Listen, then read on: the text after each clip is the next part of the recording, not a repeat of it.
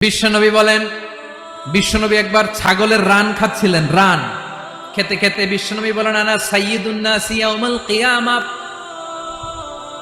আমি কিয়ামতের দিন সর্বশ্রেষ্ঠ হব, মানুষের মধ্যে সর্বশ্রেষ্ঠ সেরা আমি বিশ্বনবী। আলহামদুলিল্লাহ পড়েন।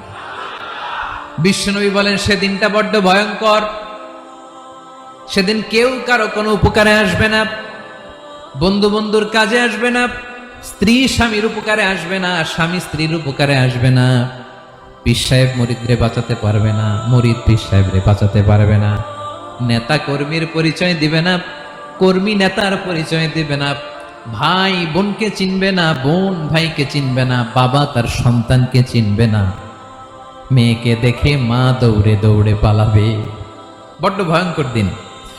বিশ্বনবী বলবেন, জমিনটা এখনকার মতো থাকবে না, পুরো জমিনটা সমান হয়ে যাবে, ফ্ল্যাট। এখন তো গোল, তখন ফ্ল্যাট।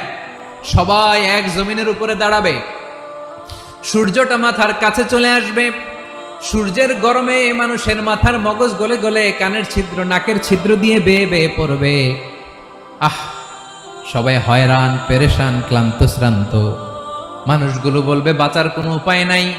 50,000 বছর মানুষ এরকম দৌড়াবে, চিৎকার করবে, কাঁদবে, বাঁচার কোনো উপায় নাই। সবাই বলবে, আহ, আল্লাহ যদি বিচারটা শুরু করতো, যা হবার হবে, আগে বিচার শুরু করুন। বিচারই শুরু হয় না, বিচার শুরু হইতেই 50,000 বছর।